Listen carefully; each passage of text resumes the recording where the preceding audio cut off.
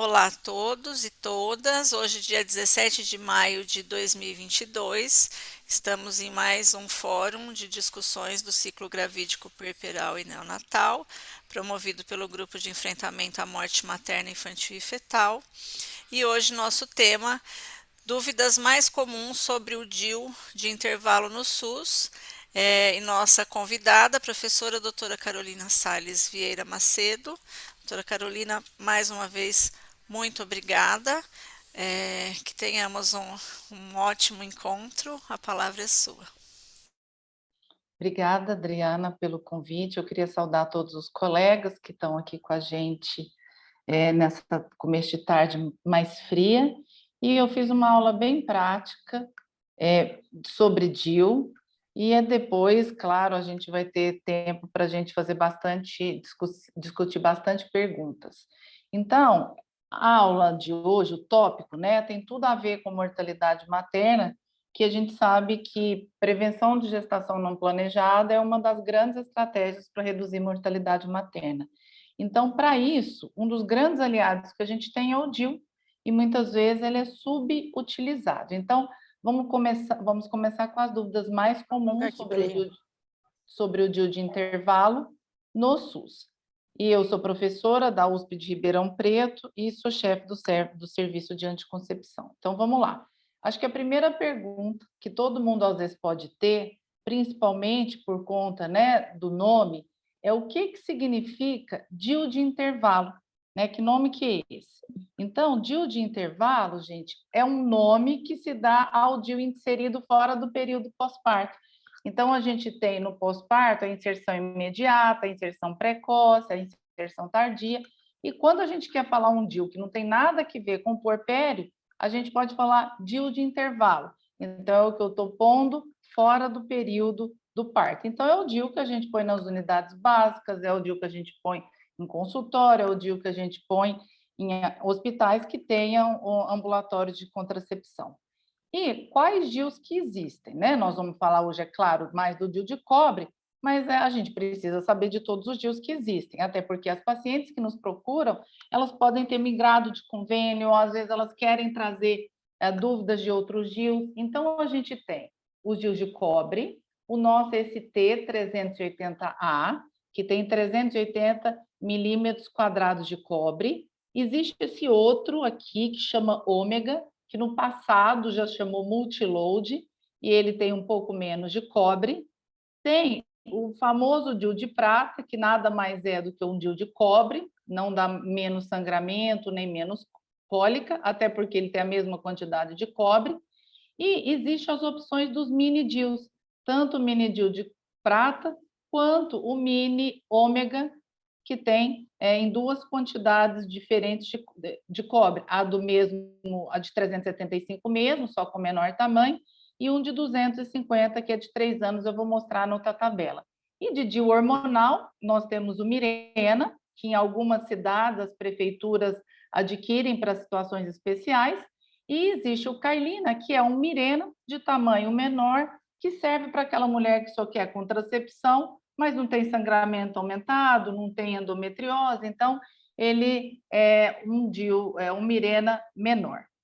Bom, quando a gente olha, o nosso DIU do SUS, ele vale 10 anos, os outros DIUs praticamente de cobre, todos valem 5 anos, com exceção do mini DIU ômega de 250, que vale 3. Vocês percebam que os DIUs são pequenos, nenhum DIU é maior do que... O maior DIU que a gente tem, na verdade, é o de cobre, né, o de prata, que é 3,6 centímetros por 3,2 centímetros, ou se falar em milímetro, 36 por 32. Todos os outros DIUs são menores que isso, né, em termos de tamanho. E os DIUs hormonais, ambos valem 5 anos, e fora do Brasil, o Mirena já está valendo por 7 anos. Bom, e que existe diferença de eficácia entre os DIUs? Então, primeiramente, a gente tem que lembrar que, diferente desses métodos que estão nesse quadrado azul, que são os métodos de curta ação, onde a gente tem uma diferença importante de falha entre o uso perfeito e o uso típico, os DIUs fazem parte de um grupo de contraceptivos chamado LARC. que quer dizer contraceptivos reversíveis de longa ação. E quando eu olho o DIU de cobre versus o DIU hormonal, existe uma discreta diferença de eficácia, né? O DIU hormonal é 3 vezes mais eficaz, mas o DIU de cobre é muito parecido com a laqueadura. E quando a gente compara entre as categorias, entre o Mirena e o Carlina, que é o DIU hormonal menor, não tem diferença da taxa de falha, e o nosso DIU de cobre parece ser o mais eficaz entre os DIUs de cobre. Então, essa é uma excelente notícia. Entre os DIUs de cobre, o DIU que tem no SUS é o mais eficaz que existe, com 6 falhas em cada 1.000. Então, isso é ótimo. E aí, então, eu acho que a mensagem aqui é que todos os DIUs são muito eficazes, não há diferença de eficácia entre os DIUs hormonais. O T de cobre 380A que está disponível no SUS parece ser o mais eficaz entre os DIUs de cobre. Então, essa é uma excelente notícia para a gente que trabalha com o T380A. Bom, como qualquer LARC, né, os DIUs de cobre e hormonal, eles vão funcionar da mesma forma, independente da idade, independente do IMC. Então, o paciente pode ser obesa, pode ser sobrepeso, pode ter peso normal, que é a mesma eficácia, e não muda também a eficácia a depender da paridade. A mulher pode ter tido filho, não ter tido filho, que é a mesma coisa. Bom, a escolha, continuidade e satisfação com os DIUs. Muitas vezes a gente pensa que poucas mulheres querem DIU, mas não é verdade. Olha para vocês verem, é claro, isso aqui teve um viés, porque é o lugar onde fazia pesquisa as mulheres não tinham acesso à LARC gratuitamente, mas vejam que quando elas tiveram uma informação de boa qualidade e todos os métodos de graça, 73% fizeram um LARC, só 27% quiseram curtação. É claro que não é assim, no mundo real seria mais equilibrado. Aqui o DIU hormonal em primeiro, o implante em segundo, o DIU de cobre em terceiro, depois a pílula, o anel injetável trimestral e o adesivo. Mas vejam que os LARCs foram os mais escolhidos. Bom, quando a gente olha o que está acontecendo nos Estados Unidos, percebam que em 2002, 2% da população usava um DIU. Vejam que agora a gente tem 13,7% das mulheres usando DIU. Então, teve um aumento gritante, se a gente pensar que foram quase 7 vezes o aumento de número de mulheres usuárias de DIU de 15 a 44 anos. E esse em clarim, né, 0,4, depois 0,4, isso aqui tudo é o implante. Então, o implante cresceu e o DIU também cresceu, né? O DIU é mais prevalente do que o implante nos Estados Unidos para uso. Como que o Brasil está, gente? O Brasil, a gente tinha 2% de usuários de DIU. Na última pesquisa de 2019, deu 4,4%, dobrou, né? Eu acho que isso da colocação no pós-parto imediato ajudou, mas a gente ainda está um pouco longe de outros países em termos de mulheres que usam DIU. E a gente pode ter certeza que não é por falta de gente que quer. Bom, quando a gente vê continuidade, percebam que, olha, qualquer LARC, vejam que a taxa de manutenção é alta.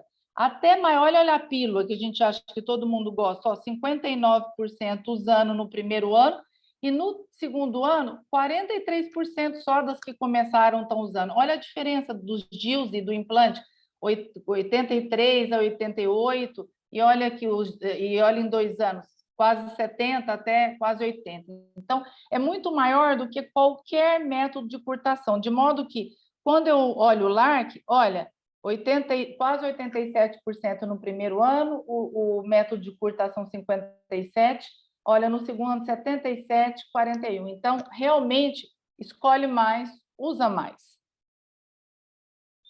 Né? Então, isso a gente acabou de falar. Bom, aqui eu só trouxe para a gente falar sobre a satisfação. Então, percebam que mesmo adolescentes, olha, satisfação com o implante, mulheres de 20 a 25 e maior que 26, eu adorei, porque eu estou na faixa do maior que 26, então não importa se eu estou mais de 40 ou não, eu já me embuti nessa fase. O DIU de cobre, vejam a satisfação, olha lá, alta, né? E o Mirena também alta. E vejam que quando a gente compara LARC em qualquer faixa etária, seja adolescente, mulheres jovens e mulher jovens, mas não tão jovens quanto de 20 a 25 anos, percebam que o LARC sempre ganha do método de curtação. Então, às vezes, a gente acha que as pessoas querem usar a curtação, às vezes elas não têm a oportunidade de usar o método de elongação. Bom, e como que um DIU funciona? Então, os DIUs que nós temos, eles funcionam pré-fertilização para contracepção.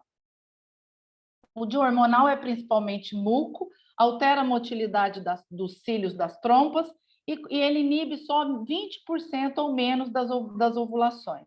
Já o DIU de cobre, ele é tóxico para o espermatozoide, então o que ele faz? Ele altera a motilidade, a capacidade de penetrar no óvulo, e no óvulo ele reduz o tempo que esse é viável para ser fertilizado. Então a mensagem aqui é que o mecanismo principal de ambos os DIUs para evitar uma gestação é através da prevenção da fecundação, ou seja, todos eles agem antes que a fecundação ocorra. Então a gente já pode daqui depreender que os DIUs não são abortivos, nem tem mais DIU abortivo aqui no país. Bom, quais exames eu devo fazer antes de colocar um DIU? Então, isso aqui vai estar em inglês, mas eu já vou pôr a versão em português. Isso aqui é para mostrar para todo mundo que isso aqui não sai da cabeça de ninguém. Isso aqui é dos Estados Unidos, de um lugar onde é cheio de processo, e eles fazem estudo e separam os exames entre A, quando o exame é essencial, eu não posso deixar de fazer. B, seria bom, mas se eu não tiver, não é para eu deixar de dar o anticoncepcional. E C, não contribui com a segurança. E aí, os convênios só vão pagar o que há. Se a pessoa aparecer com exame C, paga o médico ou o paciente, mas o convênio não paga. Então, olha aqui, vejam que para os DIUs, olha, só exame ginecológico, especular e toque. Vejam que Papa Nicolau, outros exames, é tudo categoria C, sorologia. Se eu fizer ou se eu não fizer, não impacta em nada em segurança. Métodos de progestagena isolado, ou implante, injeção, não preciso fazer nada. A pílula ou qualquer método combinado, como aumenta a pressão, eu preciso medir a pressão. Pílula de progestágeno e camisinha não fazer nada, e diafragma eu tenho que medir o colo. Então, em português, a gente passando isso aqui para o português, então, olha lá, eu preciso de história clínica, mais quando o método é combinado, é só medir a pressão. Quando é progestagena isolado, desde que não seja intrauterino, eu não preciso de nada. Quando é um DIU, eu preciso de exame pélvico, especular e toque. E o diafragma, porque eu tenho que medir o colo, também eu preciso de exame pélvico. Bom, e fazer uma ultrassonografia antes de um DIU de cobre ou de um DIU hormonal? Presta atenção, em mulheres sem sintomas. O quanto isso vale a pena? Para que serve? Não serve para nada. Sabe por quê, gente? Porque a chance de eu detectar alguma coisa numa mulher jovem assintomática é quase nada. Malformação é muito raro, é menos de 1%, menos de 5% para eu ficar fazendo ultrassom e pegando fila de quem precisa. Então, não fazemos aqui em nenhum caso, né? Quando a gente precisa fazer, aí não é assintomática, é gente que tem alguma coisa que aí eu preciso ver. A pessoa que tem um sangramento uterino normal que não foi investigado, eu preciso ver. Às vezes ela tem um mioma, às vezes ela tem um pólipo submucoso, um pólipo na cavidade uterina, né, endometrial, que não poderia usar o DIU. Então, essas mulheres precisam ser investigadas antes de pôr qualquer DIU. Se ela tem história de malformação uterina, só que ela não sabe te dizer o que é ou o que não é, nesse caso, sim. Ela te fala que tem leiomiomatose, ou seja, mioma uterino, mas ela não sabe te dizer nada sobre ele. Então, nesses casos, eu preciso. Mas o que eu disse que não tem nada a ver? Fazer em quem não sente absolutamente nada e não tem história de nada. A gente vai gastar dinheiro e, como vocês viram, né, a gente não tem benefício. Quando a gente vê aqui, a gente não tem benefício nenhum para essas mulheres, né? Ah, Carol, mas você não quer que a gente faça Papa Nicolau? Não é isso. Nós temos que fazer o Papa Nicolau. Mas lembrem que mulheres abaixo de 25 anos não têm que fazer rastreamento de câncer de colo e devem usar DIU. Isso não é uma barreira para a gente pôr o DIU, porque senão não poderia pôr em adolescentes, ok? Então, e depois disso, eu não preciso do resultado desde que o colo esteja normal, ela não esteja queixa. Depois você continua o rastreamento dela como na periodicidade que ela está, mas ela não precisa do resultado do Papa Nicolau para pôr um DIU. Bom, e quando eu posso pôr um DIU? Se eu for olhar em qualquer livro, fala, ó, desde que eu tenha certeza razoável que a mulher não está grávida. Então, tanto os Estados Unidos quanto a OMS fizeram um estudo que eles compararam o que equivale a um teste de gravidez negativo. Tem o mesmo poder. Então, esses critérios servem para defender as pessoas, por exemplo, nos Estados Unidos. Ah, eu pus um dia, ela está grávida. Não, então isso aqui é igualzinho eu ter um teste de gravidez negativo. Então, se eu ponho nos 7 primeiros dias de um ciclo menstrual normal, que ela não está usando nada, é igual ela ter vários testes de gravidez negativos. Isso aqui também eles fizeram um estudo, não foi da cabeça de ninguém. Se a mulher tiver abstinente desde o primeiro dia do ciclo menstrual atual, então se ela tiver no 15º dia, mas ela está abstinente aquele mês todo, eu posso pôr em qualquer momento. Se ela está usando um método contraceptivo de maneira consistente, ela está tomando a injeção adequadamente, se ela está usando o preservativo, ou usando a pílula. Ah, e se ela estiver mentindo? Gente, aí é problema da pessoa. O nosso é registrar o que ela disse e saber que isso aqui é o mesmo de vários testes de gravidez negativa. Outro, 7 primeiros dias após um aborto, espontâneo ou induzido. Isso aqui é igual a teste de gravidez negativa. Até 4 semanas após o parto, independente da amamentação. Se a pessoa não sabe te contar, até 4 semanas você pode considerar que ela não está grávida. Bom, e se ela tiver nos 6 primeiros meses falando que ficou em amamentação exclusiva e não menstruou, também você pode considerar como teste de gravidez negativo. Lembrando que se a mulher não tem atraso, a gente fazer um teste de gravidez aí em qualquer dia do ciclo não significa muita coisa. Então, o mais importante é a gente fazer, checar esses pontos aqui, né? Se a mulher tem algum desses pontos, isso significa que eu posso considerar que eu tenho uma certeza razoável que ela não está grávida. Bom, então, para a gente resumir, como que eu faria de acordo com a OMS? O DIU hormonal, ele, até o 7º dia do ciclo, eu já vi que aquilo é certeza razoável que ela não está grávida.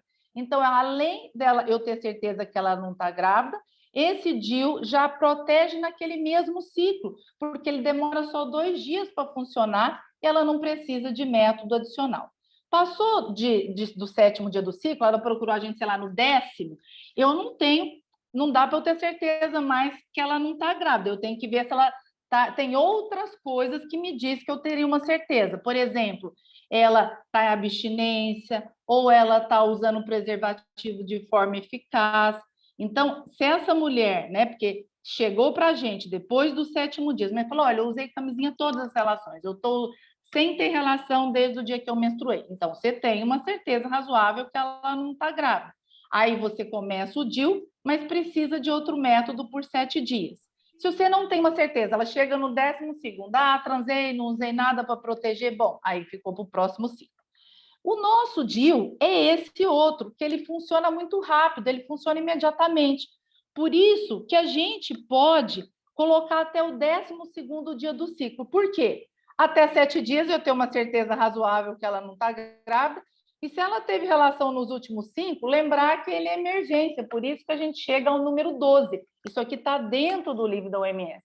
Então, até o 12º dia do ciclo, ela vai estar protegida naquele ciclo, eu não preciso de mais nada.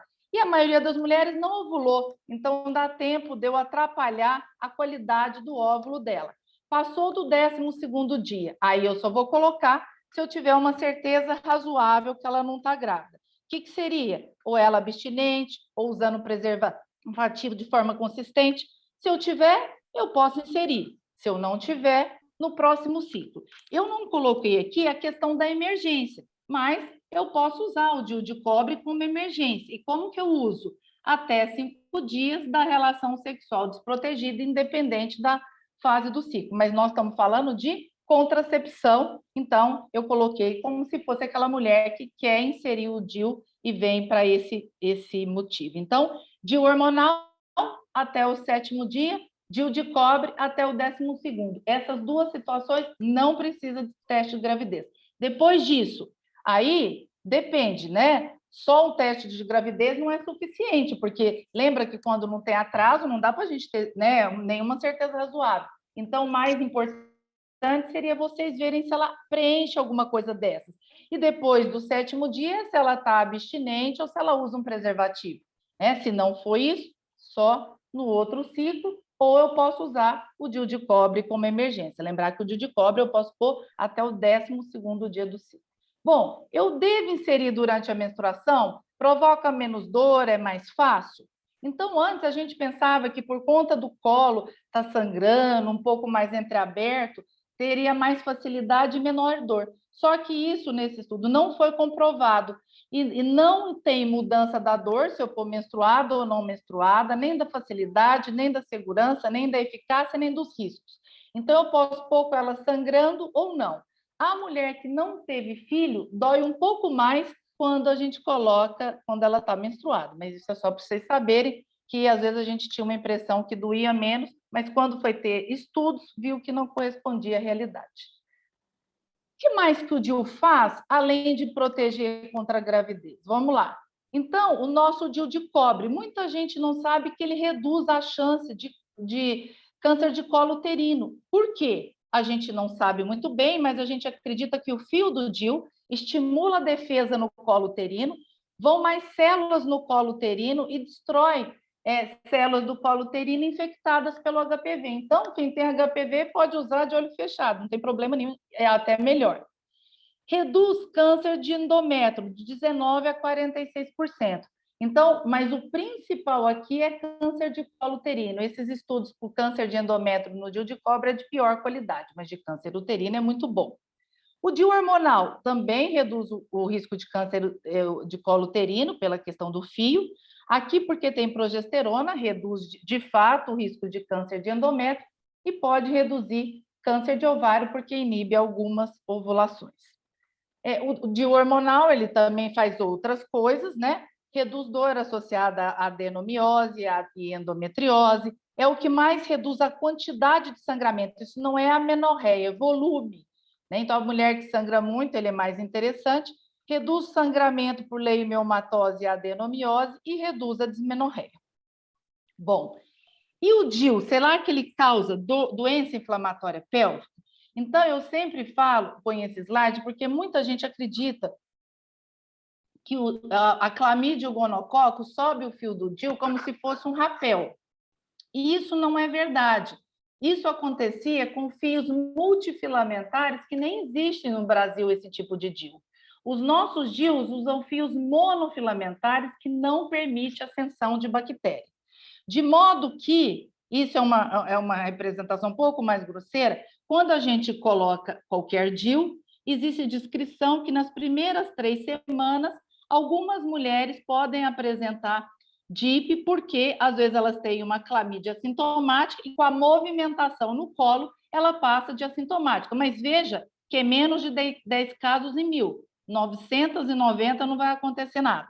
Passou essas primeiras 3 semanas, a chance de ter DIP com DIU de cobre é igual da população geral.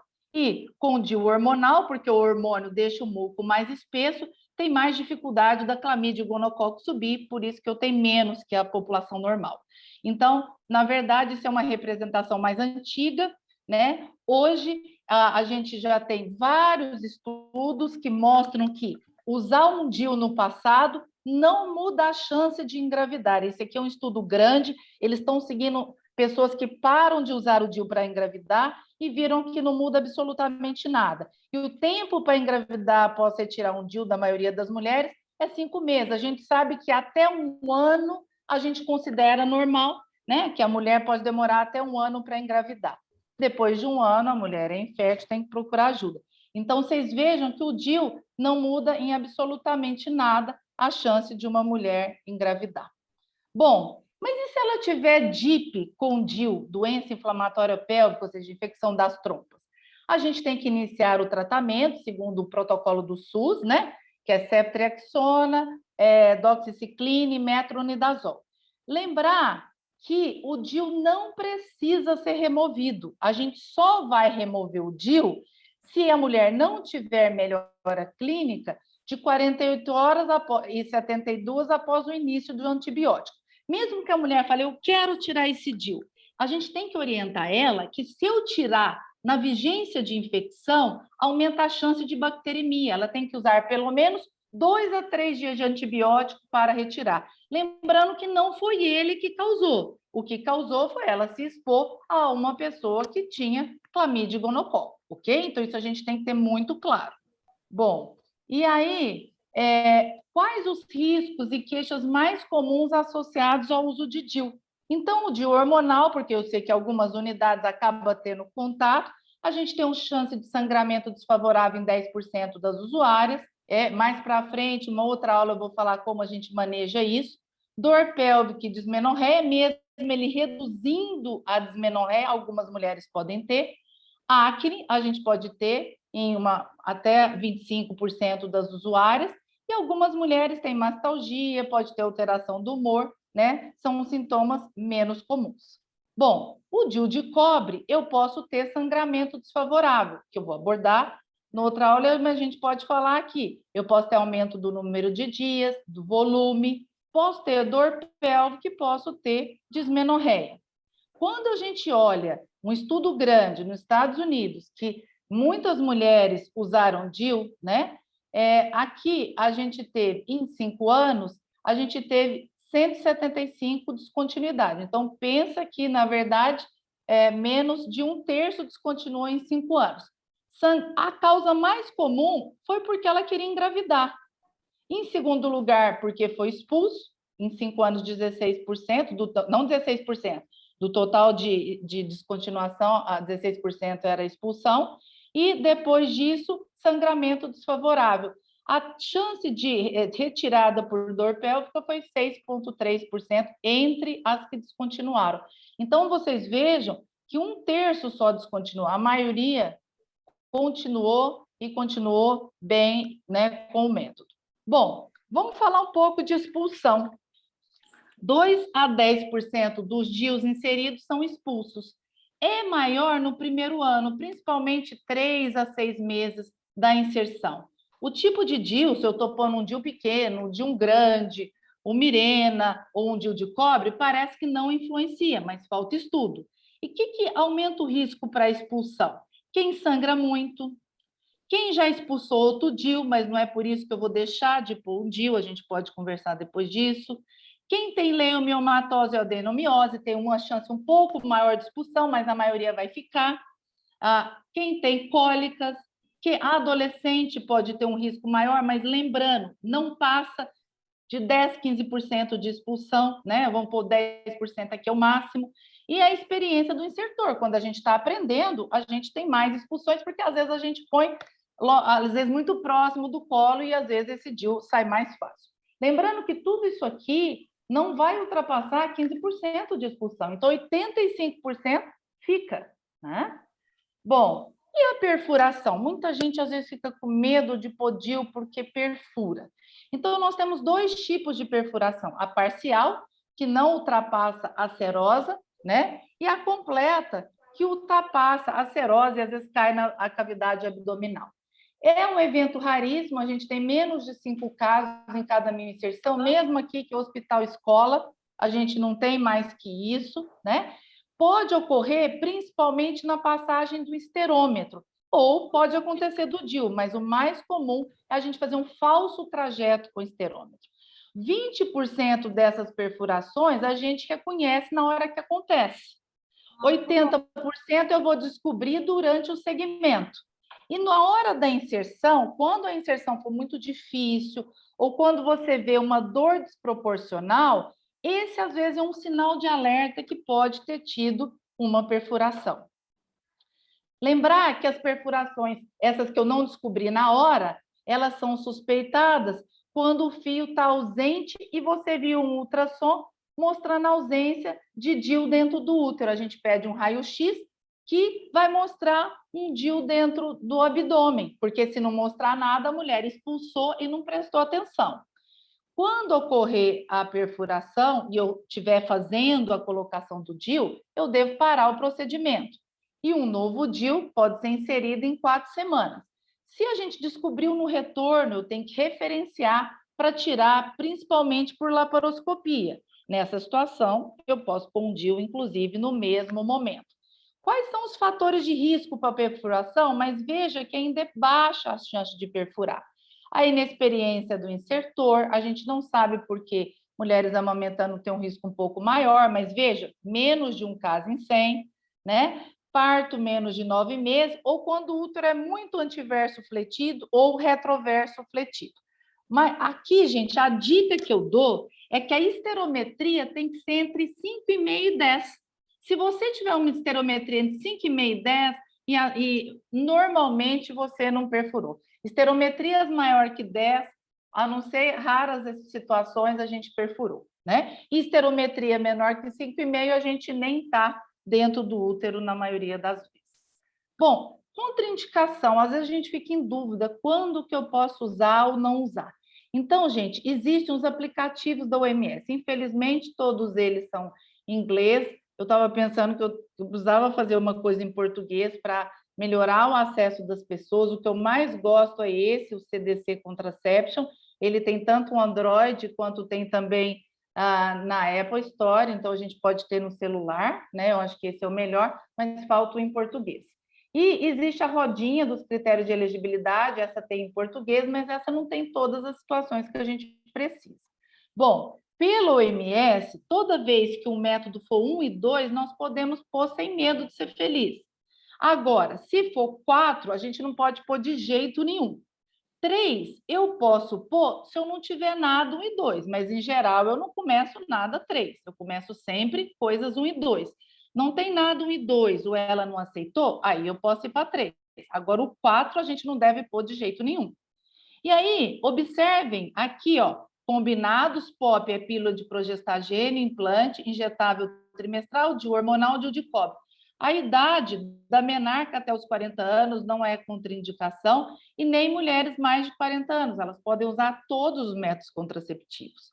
E vejam que o DIU pode ser usado sem problema nenhum.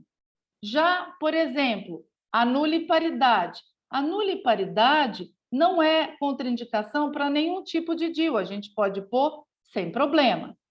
E eu sempre brinco que a gente tem que guardar situação que é proibida, porque se não for aquela, eu posso pôr um DIU. Então, olha o que eu não posso pôr um DIU. Doença inflamatória pélvica ou endocervicite, eu tenho que tratar primeiro. Então, são infecções por clamídia e gonococo. Candidíase, vaginose, tricomonas não são contraindicações. Eu posso pôr e tratar no mesmo momento. Gravidez, ninguém vai pôr um DIU numa pessoa grávida. Não posso pôr em quem tem câncer de colo ou de endométrio. Ah, Carol, então eu preciso do Papa Nicolau. Claro que não, gente. Qual o colo que a gente já viu que é maravilhoso, a pessoa não tem nenhum sintoma e tem câncer de colo? Então, viu o colo, tá bem, tá na aspecto normal, pode pôr. O problema de pôr com câncer é só porque quando tem câncer, tem neovasos e às vezes a gente pode provocar algum sangramento. Um colo que esteja super bonito, assim, sem nada, se for ter alguma coisa, não vai ser nada que cause um sangramento, assim, né? Então, eu não preciso do Papa Nicolau. É saber se a pessoa tem ou não tem da história dela, não precisa de exame nenhum. Sangramento não investigado. Ela te fala que sangra muito e não sabe por quê. Essa daí eu não posso pôr antes de investigar. Distorção da cavidade. A pessoa que tem um mioma, ou um pólipo, ou uma malformação e sabe disso. Caso contrário, se ela não te fala nada, a gente vai pressupor que ela não tem. E câncer de mama é só para o DIU hormonal. O DIU de cobre eu posso pôr sem problema nenhum. Bom, e eu posso inserir esse DIU no Ligesta? Então, essa é uma pergunta que sempre é feita. E aí, muita gente levanta esses motivos para não pôr no Ligesta. Ah, ela tem mais DIP, perfura mais o útero, expulsa mais, é mais difícil a inserção e sente mais dor. Então, vamos começar se a adolescente ou a mulher jovem tem mais DIP, a no Ligesta. Então, veja que essa revisão sistemática, que é do CDC, né, dos Estados Unidos, eles mostram que não teve diferença das taxas de DIP entre mulheres jovens que usam pílula, implante e os DIUs.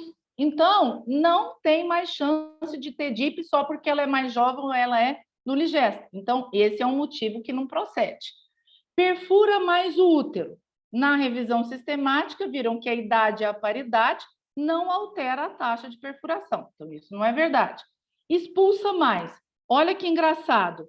A gente tem que a nuliparidade, percebam, ó, 3, 6, 9, 8. Lembra que eu falei que é sempre menor que 15. Vejam que a nuliparidade teve menos expulsão, tanto abaixo de 20 como acima de 20, do que mulheres que já tiveram filhos. Então, não é motivo a nuliparidade. Uma revisão sistemática só com DIU com levonorgestrel também mostrou que a nuliparidade com menos risco de expulsão, que a gente nunca antes pensava, né? Mas agora mostrando. Então, não expulsa mais. Inserção mais difícil. Na verdade, a taxa de falha de inserção em nuligesta é menos de 1% e mais de 85% das inserções são fáceis. Aqui, o estudo nosso com 300 nuligestas, 90% das inserções foram fáceis. Então, não é mais difícil. Eu até acho mais fácil do que aquela que teve cesárea fora de trabalho de parto, que faz uma fibrose. Sente mais dor, isso é verdade. Quem sente mais dor é a mulher que tem dismenorreia, e ou a que é nulípara, e ou a pessimista. O que é isso? Você pergunta de 0 a 10, quanto você acha que vai doer? Ela fala 10. Essa tem mais chance de ter dor. Então, não é que a gente vai deixar de usar a DIU nessas mulheres, é que nessas a gente pode fazer alguma coisa para melhorar a dor e eu posso depois explicar o que a gente pode fazer para melhorar a dor nessas mulheres. Bom, e como que a gente deve fazer o segmento do DIU? Então, a gente precisa de um retorno depois do DIU para a gente checar o comprimento do fio. Se esse fio está, o mais importante depois disso é a questão da perfuração, que a gente só vê no segmento, ou a expulsão. A gente precisa desse retorno com certeza. Pode ser de 3 a 12 semanas. Se esse fio está ausente ou mais longo, eu preciso de ultrassom para ver se o DIU está dentro do útero. Se o fio tiver do mesmo tamanho ou menor, ele está na posição correta, eu mantenho o segmento anual ou antes se queixa. Eu vou explicar a questão de ultrassom no segmento ou não. Bom, quando é necessário fazer ultrassom no segmento? Então, a gente fazer ultrassom, todo o retorno, ou fazer ou não fazer, vocês vão ver que dá no mesmo quando a gente tem determinadas condições. Mas quando eu preciso fazer ultrassom? Quando você vê um fio ausente ou longo, quando você teve uma inserção difícil, porque você pode ter perfurado, quando sua esterometria foi atípica, quando você teve uma dor na inserção desproporcional ao esperado, né? Ela teve até reação vagal. Quando ela tem sintomas no acompanhamento, ela mudou o jeito de sangrar, ela está tendo dor na relação e você já descartou que seja DIP, ela está com uma dor pélvica que ela não tinha, ela tem um sangramento na relação sexual, isso aqui tudo é depois que eu examinei. Nada de eu pedir ultrassom, porque eu canso de receber mulher que às vezes vem com dor, né, para o ultrassom, pós-DIU, tem ultrassom, mas não fez um exame físico, aí esquece a gente fazer o diagnóstico de DIP. E, claro, quando a pessoa tem um teste de gravidez positivo. Essas situações eu preciso. E para o acompanhamento, né? Então, o que eles viram?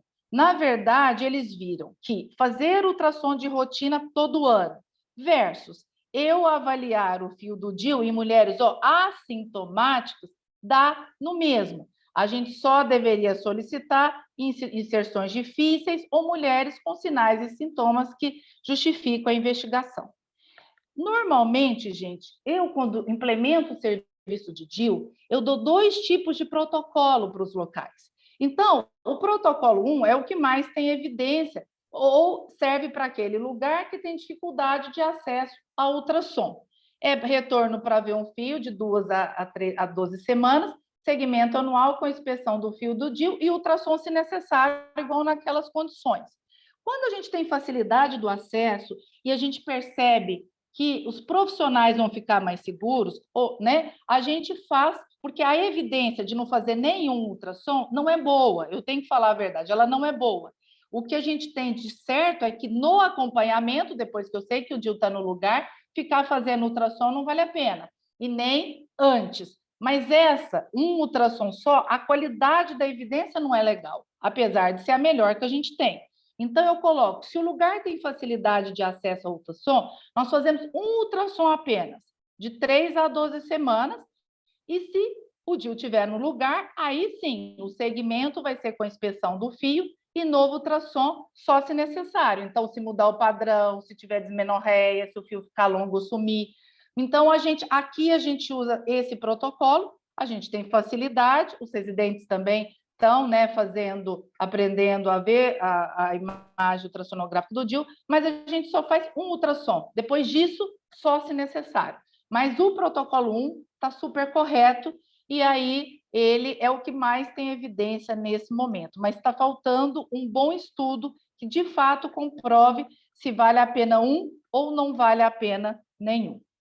Agora, ultrassom anual em mulher assintomática gasta dinheiro e não acrescenta segurança. Por quê? Porque o DIU, gente, ele anda 1,5 centímetros dentro do útero. Você ficar medindo se ele está mais para cima, mais para baixo, e outra coisa, a chance de expulsar depois de um ano é baixa. E não compensa eu ficar fazendo ultrassom de todo mundo, que eu posso fazer ultrassom hoje e ela expulsar amanhã. Então, o ultrassom anual não acrescenta segurança. E quais os resultados de ultrassom que a gente tem? Esse fluxograma é o Colégio Americano de GO. Bom, se o DIU está no canal, uma parte dele, ou tudo no canal endocervical, ou nós trocamos esse DIU, ou tem lugares que a gente consegue reposicionar guiado por ultrassom. Aqui a gente reposiciona, mas o DIU hormonal, o cobre é muito barato, a gente troca, né? A ausência de DIU, você fez ultrassom, não tem DIU nenhum. Ou ela expulsou ou perfurou. Então, eu tenho que pedir raio-x, que ele vai tirar a dúvida. O DIU está intrauterino. Retorno anual com visualização do fio de DIU ou antes, se ela tiver aqueles sinais de alerta. Lembrar que, para a gente, o que é DIU intrauterino? E isso é o Colégio Americano de GO. Acima do orifício interno, independente da distância ao fundo. A gente não mede a distância do DIU até o fundo, porque essa distância varia ao longo do ciclo menstrual. Bom, quando ela volta antes, se aparecer uma dor pélvica, cólica de forte intensidade, dor ou sangramento durante a relação sexual, sangramento persistente ou mudança de padrão de sangramento, se ela tiver um corrimento que ela não tinha, ou, claro, um teste de gravidez positivo. E o que eu faço se o fio do DIU não for visível? Bom, eu tento primeiro rodar a escovinha de citologia no canal endocervical para ver se o fio aparece. E se ele não aparecer, eu tenho que saber o que ela quer. Se ela quer manter o DIU, infelizmente, nesse caso, eu vou ter que fazer ultrassom anual para ver se o DIU está lá. Se ela quer retirar o DIU, ou a gente tira com a pinça de jacaré, e é excelente a pinça de Hartmann, ou pode mandar para esteroscopia ou retirada com a pinça de jacaré guiada por ultrassom. Aqui a gente nunca mais mandou nenhum DIU para esteroscopia. Nós retiramos todos com a pinça de jacaré no ambulatório ou a gente faz guiado com ultrassom quando não consegue, porque a esteroscopia é mais cara e a gente tem menos acesso. E dá uma independência enorme você tirar rapidamente ali no ambulatório quando você quiser. Bom, e o que a gente faz se a paciente 6 em cada 1.000 vai aparecer grávida? O que nós vamos fazer? Então, sempre que tiver gravidez com DIU, a orientação de todos os guidelines é retirar o DIU até 12 semanas se o fio for visível. Uma vez que o prognóstico da gravidez é melhor se o DIU for retirado do que mantido. Ah, doutora, mas eu não posso causar um aborto? Pode, mas se você mantiver o DIU, esse risco é maior. A gente tem que explicar isso para a paciente. Se eu mantiver, o risco de aborto é maior. Então, por isso a gente tira. Mas só tira se o fio for visível e no primeiro trimestre. Passou do primeiro trimestre ou o fio não é visível, não tira. Estudos com esteroscopia para retirar ainda são experimentais, tá? Lembrando que se ela tiver com dor pélvica, lembrar de fazer ultrassom para descartar a gravidez ectópica. O DIU não aumenta a chance de gravidez ectópica, ele diminui a chance de qualquer gravidez, inclusive a ectópica. Bom, gente, era isso que eu trouxe para a gente discutir. Eu vou deixar aqui depois algum slide sobre reação vagal e sobre manejo de dor, que se quiserem depois eu posso mostrar para vocês. Muito obrigada e podemos passar para as perguntas. Opa. Obrigada, doutora Carol. Tem uma pergunta da doutora Gil Freire. Gostaria de saber se adenomatose hepática é contraindicação para o Mirena, já que estes tumores são hormônio dependentes e Mirena tem ação local. Então, o que é o problema do adenoma hepático é o estrógeno. Ele não é hormônio, ele é estrógeno dependente com certeza. O adenoma, ele pode ser transformado em adenocarcinoma ou mesmo crescer pela presença do estrógeno. Com progestágeno, a gente não tem estudo. Por isso que lá em 2014, a OMS colocou como 3. 3 é um risco teórico e a gente ainda nunca achou, nunca foi achado nada que aumente o adenoma com o Mirena. Então, o que a gente faz? A gente tenta a categoria 1 e 2, que é DIU de cobre. Às vezes a paciente tem endometriose, ou tem adenomiose junto, ou sangra muito, a gente vai para a categoria 3. O que eu não posso usar nessa mulher? Combinado, porque esse, com certeza, transforma adenoma em adenocarcinoma. O problema é o estrogênio aí. O progestagênio a gente sempre usou, porque muitas mulheres elas acabam tendo, algumas delas, sangramento aumentado, e a gente nunca teve desfecho negativo, e nem tem relato que isso aconteça na literatura. Provavelmente, quando se tiver uma casuística maior, ele passa para a categoria 2.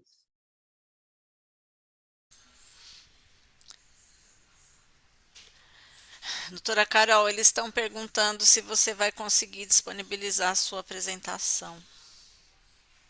Sim, não vai ficar no YouTube lá? Não, Ou que jeito que eu... eles querem seu material em PDF. Não, sim, a gravação vai ficar no YouTube, sim. Sim, eu posso fazer ele em PDF depois e mandar, não tem problema nenhum. Tá bom. Pessoal, mais alguma pergunta para a doutora Carol? Não sei se o pessoal quer ver reação vagal ou quer ver alguma coisa de dor.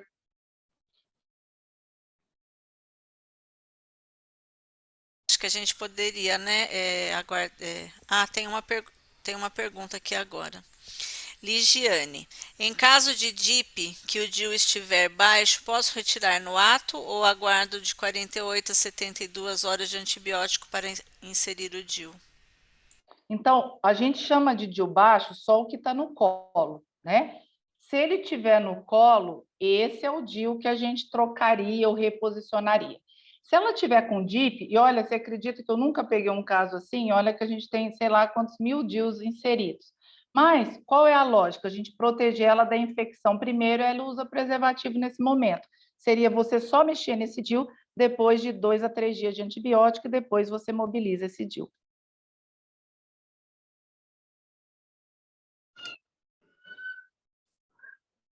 O que Alô? mais? Oi? Olá. Doutora Carolina, Pode dizer. doutora Carolina, eu queria saber o seguinte, não foi comentado não sobre DIU pós-dequitação, mas às vezes, fazendo acompanhamento pelo ultrassom, o DIU aparece invertido. A conduta é retirar esse DIU, se ele está posicionado corretamente, só que ele está invertido. Sim, Deixa ele acontece aqui invertido também. ou retira? Então, essa é uma pergunta que ainda não tem uma boa resposta, tá, Arnaldo? Porque a gente tem visto isso também, às vezes de cabeça para baixo, às vezes lateral. Se a gente imagina que o cobre está ali circulando igual, teoricamente não teria problema a posição que ele está, desde que ele esteja acima do OI. Então, hoje a gente tem optado por manter acima, se está acima do orifício interno, mantém, desde que ela esteja assintomática, sem sangramento aumentado, sem cólica. Se ela tiver com sangramento aumentado ou cólica, a gente troca. Caso contrário, a gente tem deixado, a gente põe DIU intrauterino com posição anômala e a gente deixa e não faz nada. Agora, talvez para quem está na ponta, porque aqui é diferente, né? Eu estou dentro de um hospital, talvez a melhor recomendação seria trocar nesse momento.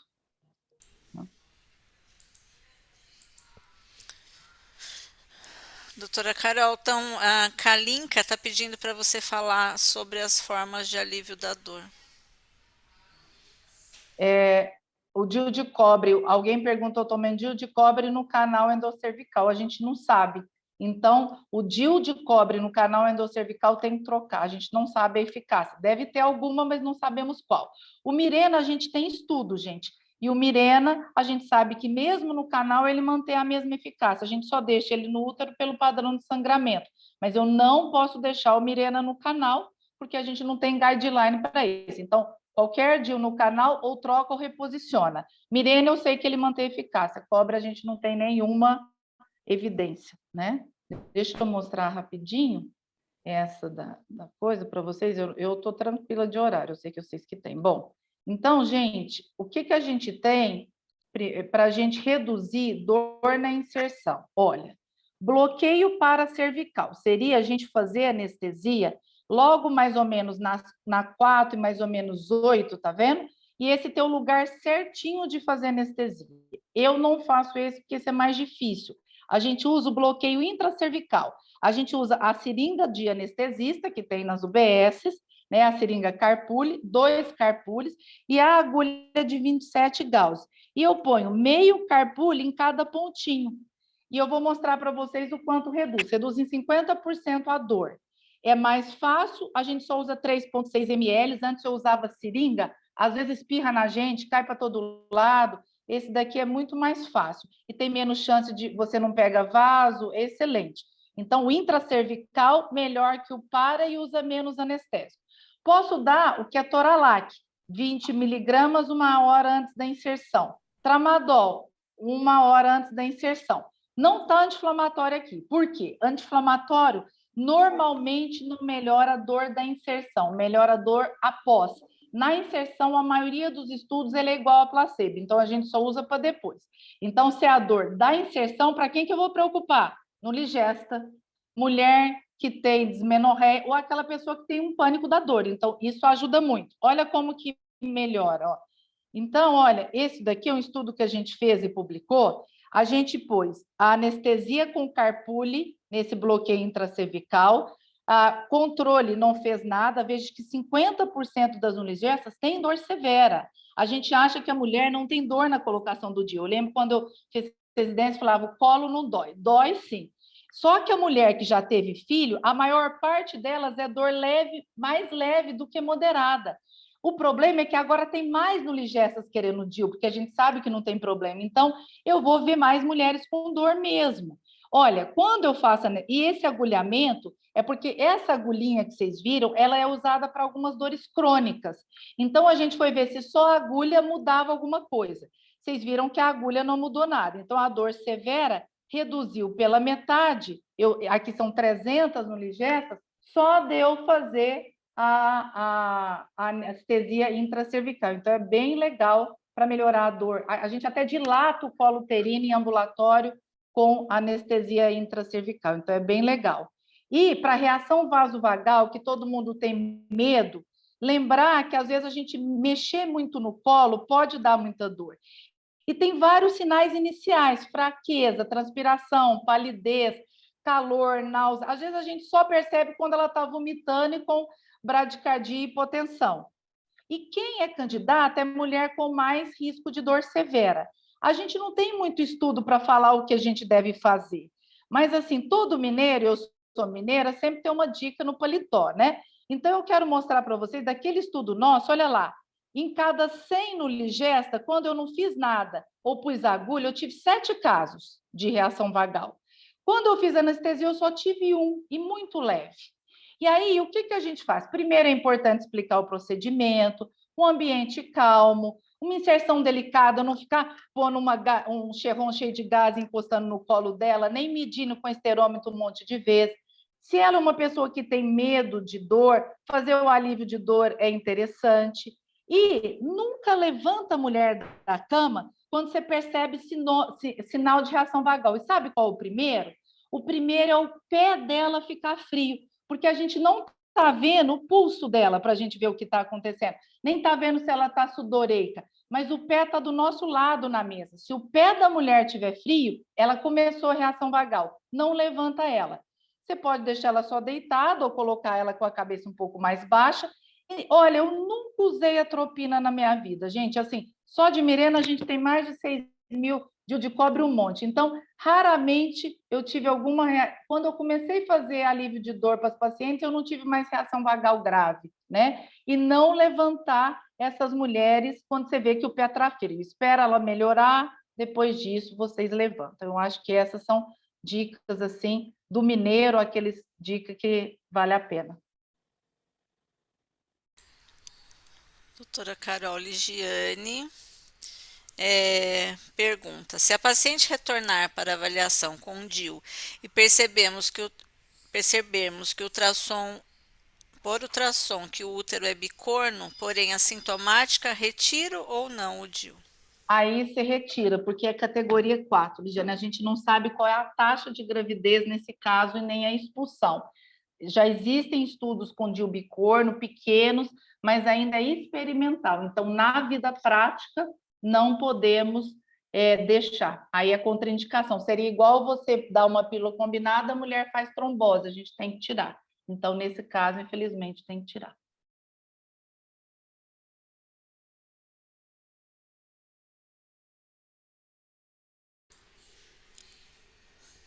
Não temos mais pergunta. Você ia mostrar mais algum material, doutora?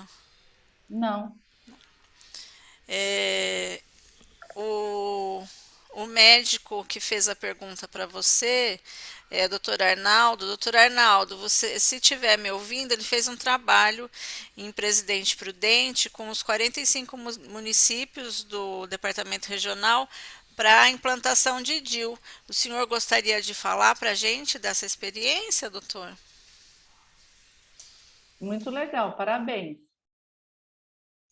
A gente está nós montamos um programa aqui para fazer acompanhamento, tem as 46 cidades, e faz uns 5 anos, mais ou menos. Até hoje, graças a Deus, não tivemos nenhuma complicação. Mas só que nós usamos e abusamos da ultrassonografia. E a gente faz a gente tem o pós-parto é costume... diferente, viu, Arnaldo? O pós-parto eu acho que vale a pena, porque se é cesáreo, a maior parte dos fios não vai estar visível. Então, você tá coberto de razão de usar a ultrassonografia no pós-parto. É bom. E a gente tem, assim, parece que até aumentado a aceitação da população. As unidades têm referenciado, então a gente tá vendo que dá para manter o serviço. Agora, a preocupação nossa é muito faltosa para fazer controle, entendeu? Então, a gente tem que partir do seguinte princípio: se tá faltando é porque está tudo bem, né? Agora, a preocupação maior... A gente sofre o mesmo problema aqui, viu, Arnaldo? A gente tem quase 30% de faltosas, a gente agora vai implementar umas coisas para tentar não faltar, mas é a mesma quantidade. Esses dias que você falou que está de cabeça para baixo, como a gente está no hospital, a gente deixa e fica acompanhando, porque a gente está no hospital, mas a gente acredita que acima do OI não teria problema, mas... e a gente parte do pressuposto, quem não veio é porque está tudo bem. Certo. E então, agora essas faltosas de DIU pós-equitação que é preocupante, né? Porque a gente vê uma taxa de expulsão muito grande. E, você já inclusive, resumiu a sua? Você já levantou a sua? Olha, é assustador, ainda não. Até o Fernando Barreira, que está programado começar um trabalho aí, mas é muito alta a taxa. Olha, eu vou te contar uma coisa, você vai ficar animado depois, pode terminar. E a gente tem observado que a gente fala, implora para as auxiliares ficam ligando para o paciente vir comparecer para fazer o controle, mas é difícil, não tem jeito. Outra coisa que a gente percebe também é o seguinte: a taxa de expulsão é tão grande que vários pacientes chegam, às vezes, e relata que você vai fazer ultrassonografia, você não vê o DIU. Aí você pergunta: você percebeu? Saiu o DIU? Você percebeu o DIU? Não, doutor, não percebi. No começo, até pedia raio-x. Depois eu vi que a paciente está tão bem clinicamente que eu comecei a colocar o DIU sem pedir raio-x. Eu até ia perguntar para você, você falou que você pede aí. Nesses casos, mas nós estamos falando a gente está falando de DIU de intervalo. Não, né? eu sei, eu sei, mas eu estou jogando para o DIU de pós-equitação. Eu sei, você falou de intervalo. Intervalo não tem dúvida. Mas o pós-equitação, você chega a pedir o raio-x também ou não precisa? Você não tem feito? Então, duas coisas aqui importantes. Eu pus aqui a taxa, eu não sei se a Aureliana está aqui com a gente, ela fez um trabalho 705 dias lá em Pernambuco, colocando com a mão. Tanto faz com a mão ou com a pinça. Ela colocou com a mão. Na cesariana, a chance de expulsão dela até 9 meses, né, 6 meses mais 3 meses, foi 3,5%. e do parto vaginal 16,5. Aqui na Mater, nós, 30% dos nossos partos, que são em torno de 220, 200, até 250, 30% sai com DIU. Taxa de expulsão na cesariana, 5%. Eu estou chamando a atenção porque PODIU na cesariana é igual PODIU de intervalo. A expulsão é tão baixa quanto. Então, a gente pode pôr. O parto normal é a curva de aprendizado. Quando entra o R1, começa lá para 40% e vai decrescendo conforme o R1 melhora. E aí, normalmente, a gente espera que essa taxa fique abaixo dos 40%. Ela abaixo dos 40%, ela compensa. Se for acima de 40%, não compensa.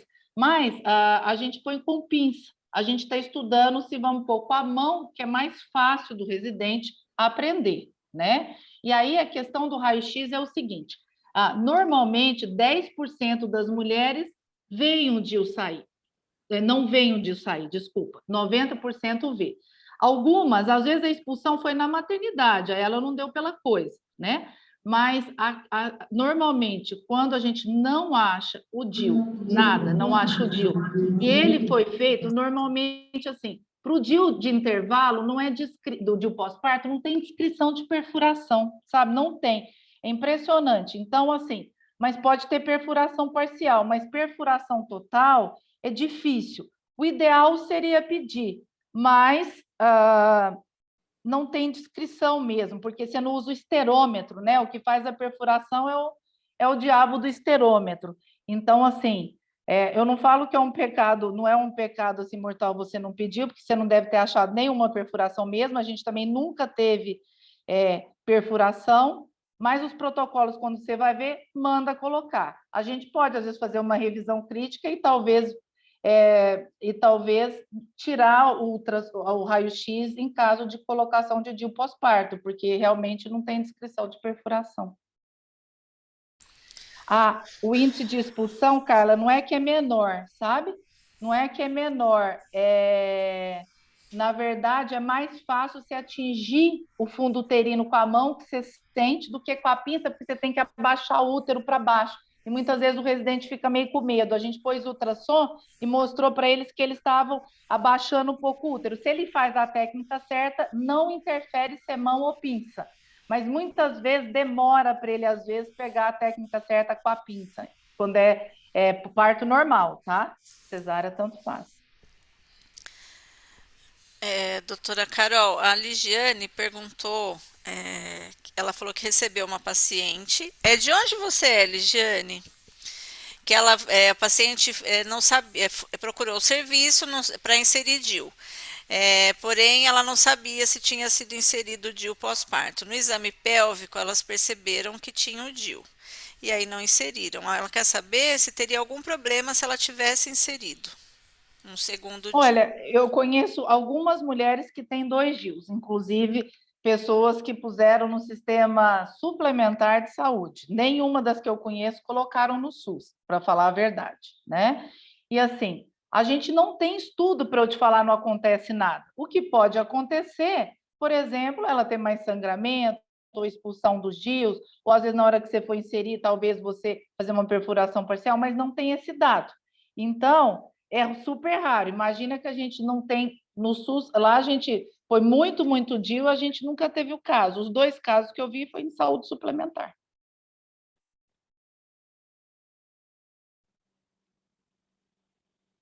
Mas não tem a resposta, Ligiane, se aumenta ou não acontece nada, entendeu?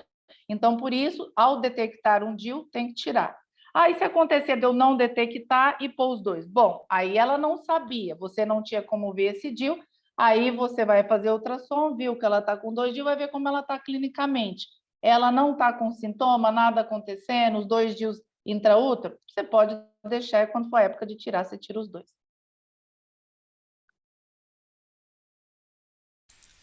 Pessoal, mais alguma pergunta?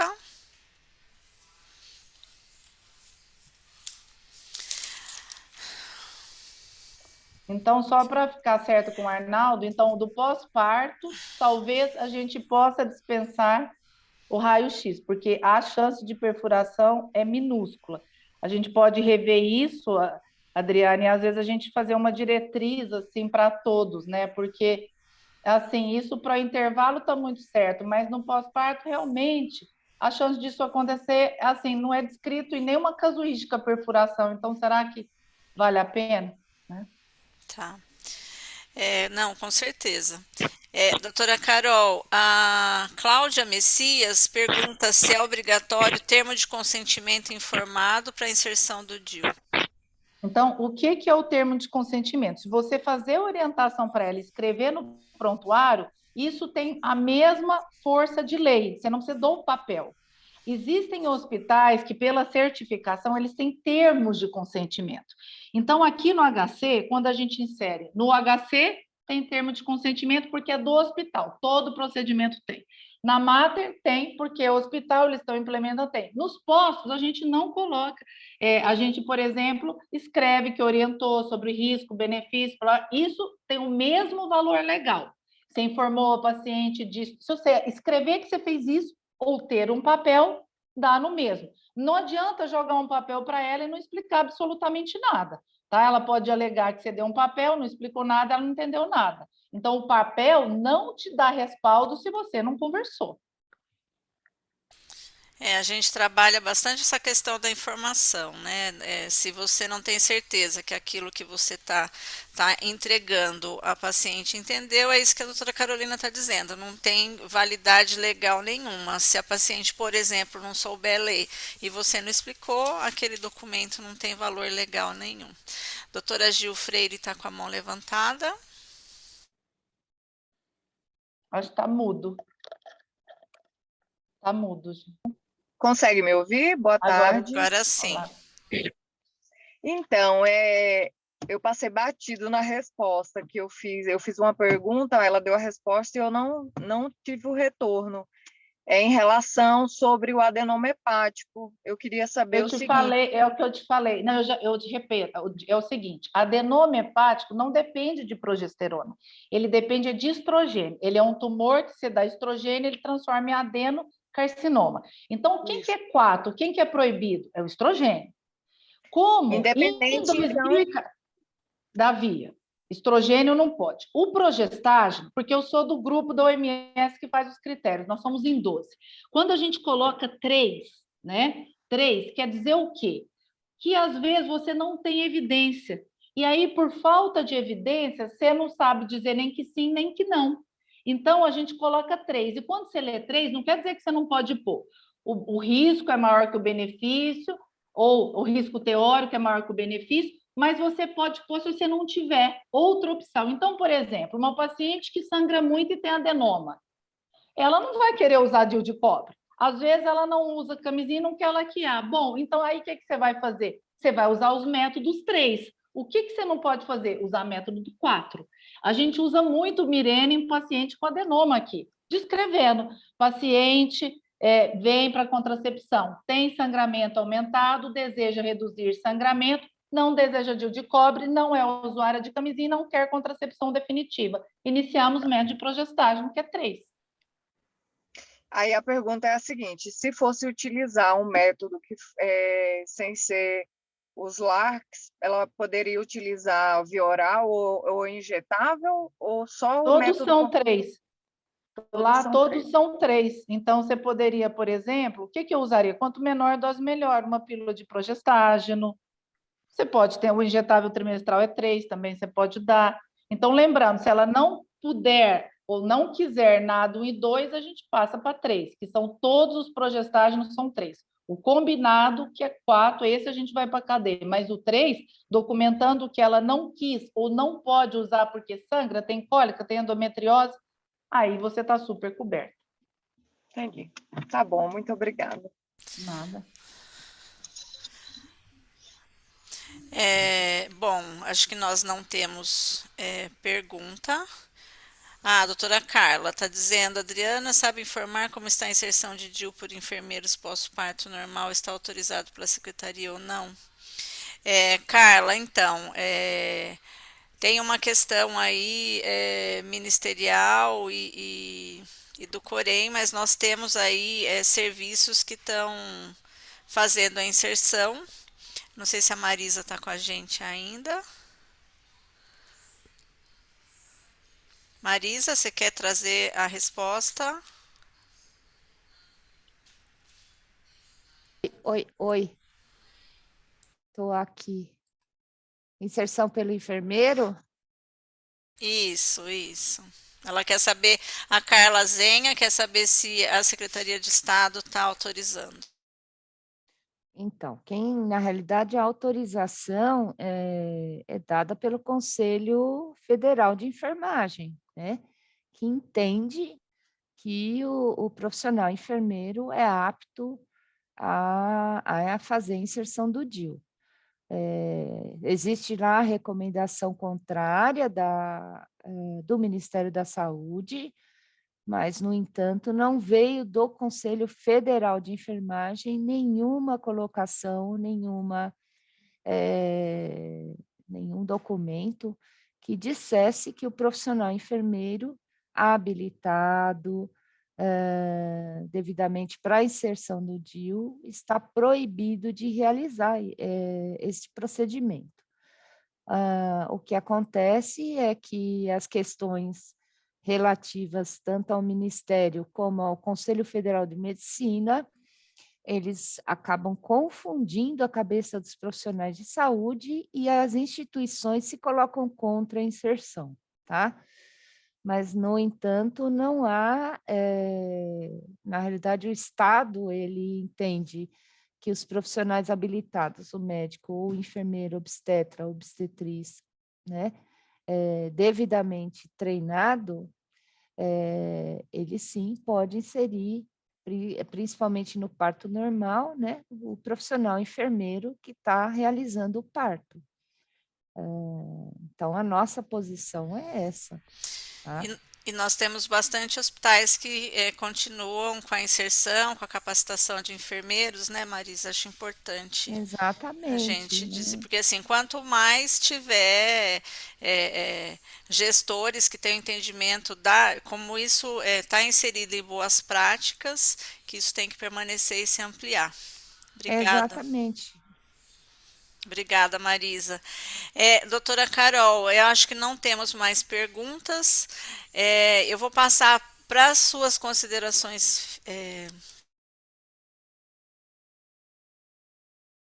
Ficou mudo o seu, Dri. Não sei se... Fechou seu Perdão. microfone. Perdão, eu vou passar para as considerações finais, mas eu gostaria de lhe suplicar, porque assim, eu e as meninas da saúde da mulher, nós temos caminhado pelo Estado e a gente, infelizmente, ouve de muitos serviços que não têm a prática da inserção do DIU em nenhum momento, nem pós-parto, nem no puerpério, nem de intervalo, que eles não colocam porque eles têm medo da taxa de expulsão. E aí a gente vê, né, o quão exitosa é a sua experiência na inserção dos dispositivos de longa permanência. Eu gostaria que você trouxesse isso para as suas considerações finais, porque a gente precisa muito, né? Tem um trabalho aí maravilhoso da saúde da mulher, né, que pulou de 300 DIU inseridos para 6.000 DIUs inseridos em 2 anos, que foi de 2018 a 2020, foi um trabalho aí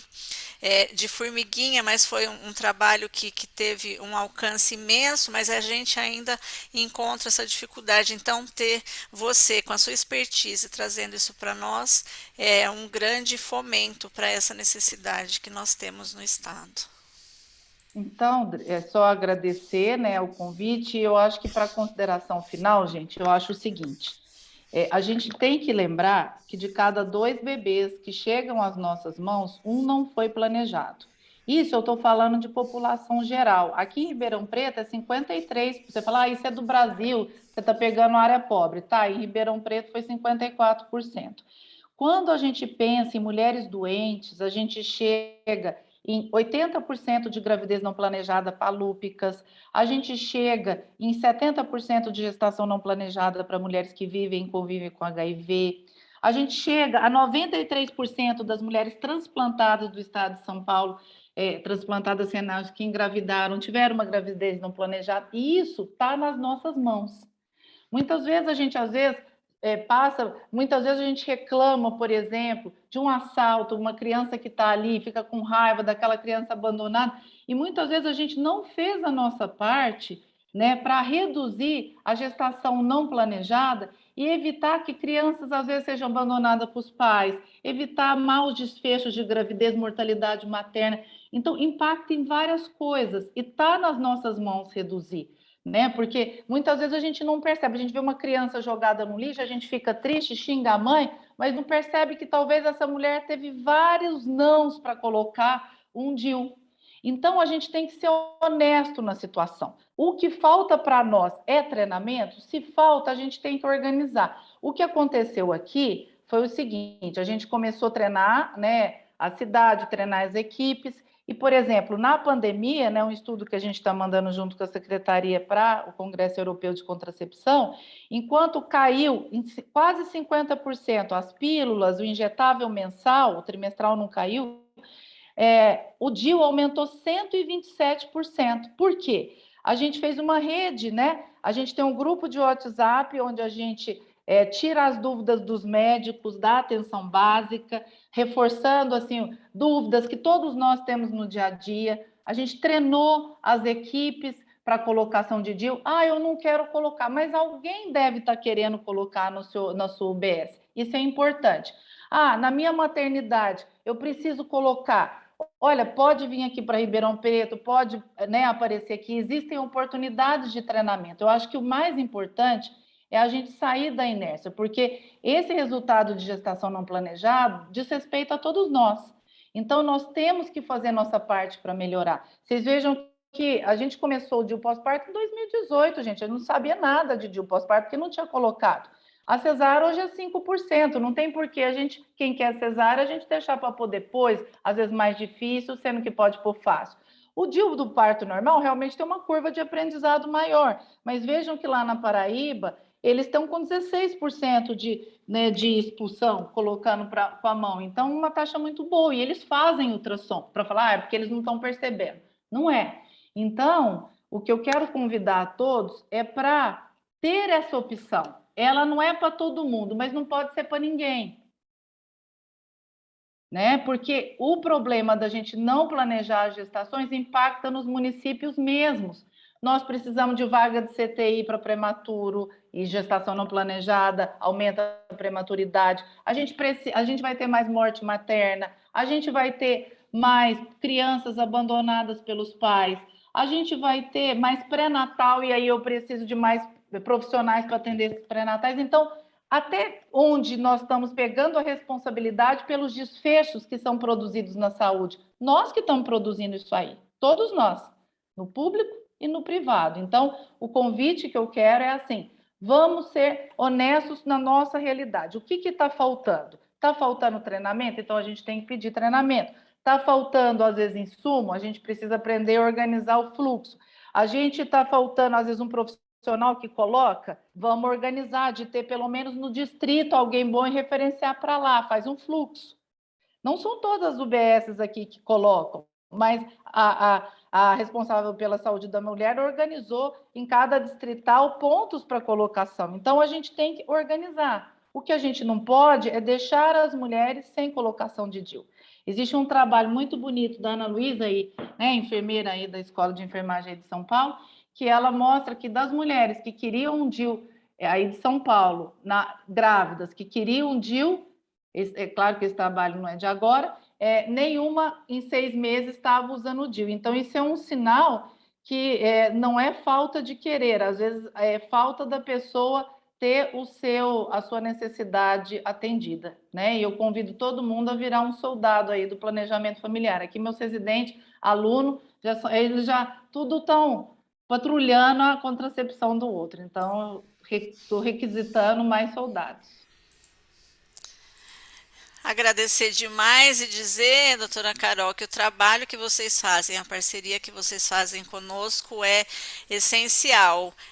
Se colocarem como matriciadores para nós no Estado tem sido de grande valia.